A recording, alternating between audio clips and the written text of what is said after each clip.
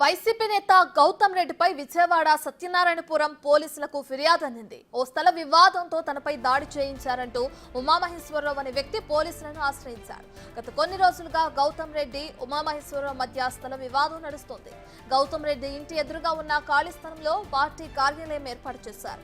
అయితే ఇప్పటికైనా ఆ స్థలాన్ని ఖాళీ చేయాలని కోరగా గౌతమ్ రెడ్డి సుపారీ గ్యాంగ్ తో దాడి చేయించాడని ఆరోపిస్తున్నారు.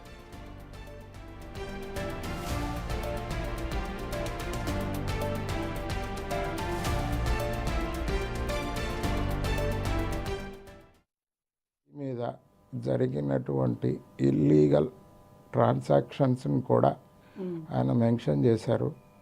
2016లో పూనూరు గౌతమరెడ్డి గారు వైఎస్ఆర్సీపీ లీడర్ గారు మా ల్యాండ్ మీద క్రియేట్ చేసినటువంటి ఫేక్ డాక్యుమెంట్ని కూడా ఆయన స్టడీ చేశారు. స్టడీ చేసి ఎంక్వైరీ చేసి ప్రాపర్గా ఆయన మా పక్షాన ఆర్డర్ ఇవ్వడం జరిగింది. తర్వాత 2019లో నా మీద ఒకసారి అటాక్ జరిగింది. అది కూడా మేము కేసు ఫైల్ చేసాము. తర్వాత మార్చి 4వ తారీఖు 2024 సంవత్సరంలో మళ్ళీ అటాక్ జరిగింది.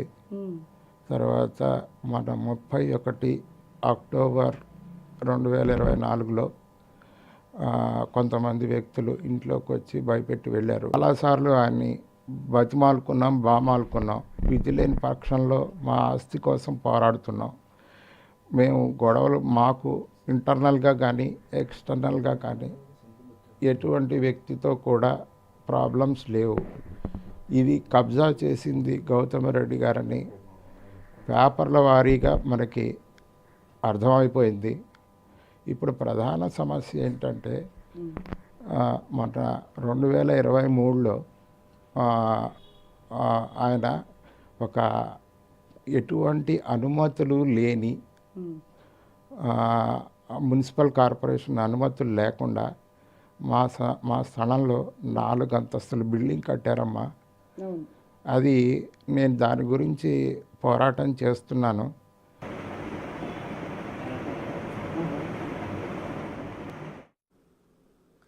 అయితే ఇప్పటికే పోలీసులు ఉమామహేశ్వరరావుపై దాడి చేసిన 4 యువకులను అదుపులోకి తీసుకున్నారు. అయితే ఇందులో గౌతమ్ రెడ్డి ప్రమేయం ఉందని తేలటంతో ఆయనపై కూడా కేసు నమోదు చేసి దర్యాప్తు చేస్తున్నారు. ఇక ఇదే విషయానికి సంబంధించి పూర్తి డీటెయిల్స్ అందించడానికి మా ప్రతినిధి సాహిత్య లైవ్ లో జాయిన్ అవుతున్నారు.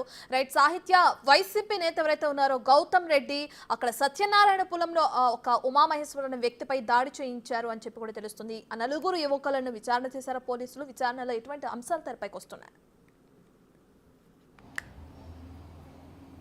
ఆ 4 దుండకులు ఎవరైతే ఉన్నారో గౌతమ్ రెడ్డి పంపించిన అంటే సుపారీ ఇచ్చారా లేదా అనేది అయితే కనుక ఇంకా దర్యాప్తులో తేలాల్సి ఉంది.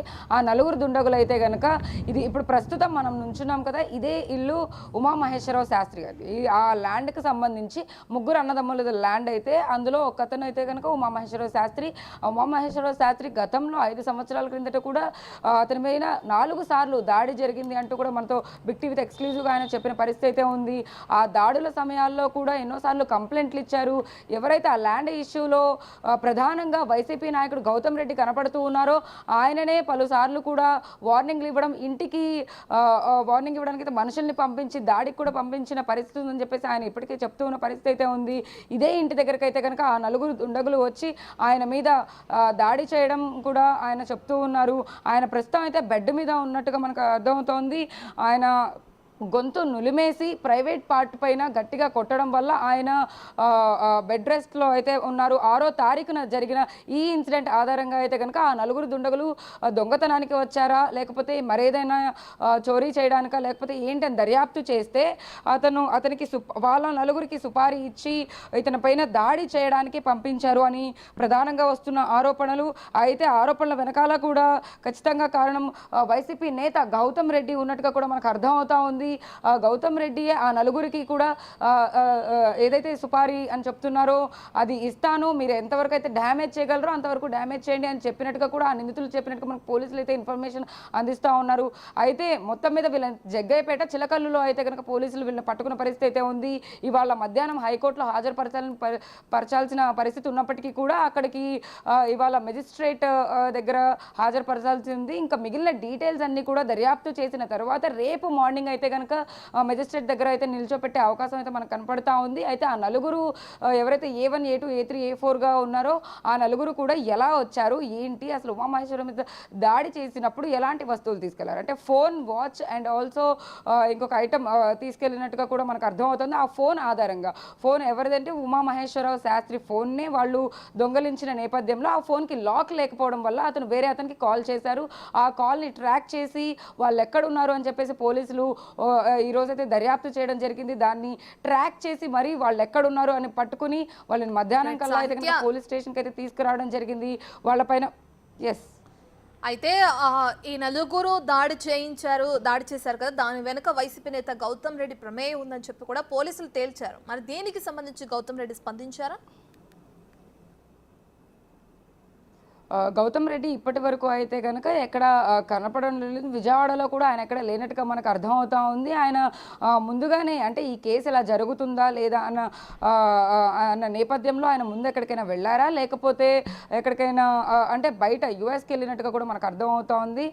బట్ కానీ గౌతమ్ రెడ్డి ఎక్కడున్నారు అనేది అయితే పెద్ద క్వశ్చన్ మార్క్గా మనకు తెలుస్తుంది. పోలీసులు కూడా కేసు నమోదు చేసిన తర్వాత ఆ నలుగురిని ఇవాళ పట్టుకోవడం పట్ల కూడా ఇంకా అనుమానాలు ఎక్కువ అవుతున్నాయి. ఎందుకంటే ఉమామహేశ్వరరావు శాస్త్రి కూడా దాన్ని గట్టిగా కాన్ఫిడెంట్గా తన మీద దాడి చేయించింది అయితే కనుక గౌతమ్ రెడ్డియే. వైసీపీ నేత గౌతమ్ రెడ్డి వల్ల నాకు ప్రాణహాని ఉంది అని చెప్పేసి ఆయన బహిరంగంగా చెప్తూ ఉన్నారు. వాళ్ళ కుటుంబ సభ్యులు ఎవరైతే ఉంటారో వైఫ్ పిల్లల్ని కూడా ఇక్కడి నుంచి హైదరాబాద్ పంపించేశారు. ఏ దాడి జరిగినా కూడా నా మీదనే జరగాలి తప్ప నా కుటుంబ సభ్యుల మీద ఎక్కడ జరగకూడదు అన్న ఉద్దేశంతో ఆయన కూడా ఇక్కడే నివసిస్తూ ఉన్నారు. అటు పోలీస్ సిబ్బంది కూడా కానిస్టేబుల్స్ని కూడా ఇక్కడ పెట్టి ఆయనకి సెక్యూరిటీ పరంగా అంటే మున్ముందు కూడా ఎలాంటి ఇన్సిడెంట్స్ జరగకుండా ఉండేందుకు, ఎలాంటి దాడి జరగకుండా ఉండేందుకు అయితే కనుక పోలీసులు ముందు చర్యలు తీసుకుంటూ ఉన్నారు. అటు ఏసీపీ శ్రవంతి కానీ ఇటు సిఐ బాల రాజాజీ కూడా దీనిపైన ఎక్కువగా సీరియస్గా ఫోకస్ చేసినట్టుగా మనకు అర్థం అవుతా ఉంది. లోపల ఇప్పుడు ఉమామహేశ్వరరావు శాస్త్రి సిచ్యువేషన్ మనం చూడొచ్చు. ఎందుకంటే ఆయన ప్రైవేట్ పార్ట్ మీద చాలా గట్టిగా కొట్టడం వల్ల అయితే కనుక ఆయన టోటల్గా బెడ్ రెస్ట్లోనే ఉన్నారు. ఆయన బెడ్లో ఉన్న సిచ్యువేషన్ కూడా మనం చూస్తూ ఉన్నాము. ఆయన గొంతును నిలుమేసినప్పుడు కూడా ఆయన అరవలేకపోయానని చెప్పేసి బిగ్ టీవీతో కూడా ఎక్స్క్లూజివ్ బయట అయితే ఇచ్చున్నారు మనకి. ఆయన సిచ్యువేషన్ మనం చూస్తున్నాము. ఆ నలుగురు దుండగులు కూడా దొంగతనానికి వచ్చారు అనేసి అని అనుకున్నారా, బట్ కాకపోతే గతంలోనే 4 సార్లు కూడా ఆయన మీద దాడి జరిగిన నేపథ్యంలో అయితే కనుక ఆయన ఖచ్చితంగా ఏదో ఆశించి వచ్చారు, లేకపోతే ఎవరో పంపించారు అనేది కనుక దాడి జరుగుతున్న సమయంలోనే ఆయనకు అర్థమైందని మనతో చెప్పిన పరిస్థితి అయితే ఉంది.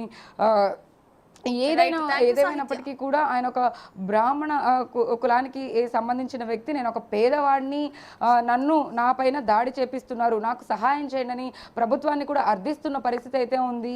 ఆయన సిచ్యువేషన్ మనం చూసాం కదా, అలాంటి సిచ్యువేషన్లో కూడా ఆయన బాధను వ్యక్తం చేస్తున్నారు. కుటుంబ సభ్యుల్ని ఈ ఇన్సిడెంట్కి కానీ తర్వాత జరగబోయే వాటికి కానీ దూరంగా ఉండాలని చెప్పేసి ఆయన మాత్రమే ఈ ఇంట్లో నివసిస్తున్న పరిస్థితి అయితే ఉందని చెప్పొచ్చు. రైట్, థ్యాంక్ యూ సాహిత్య.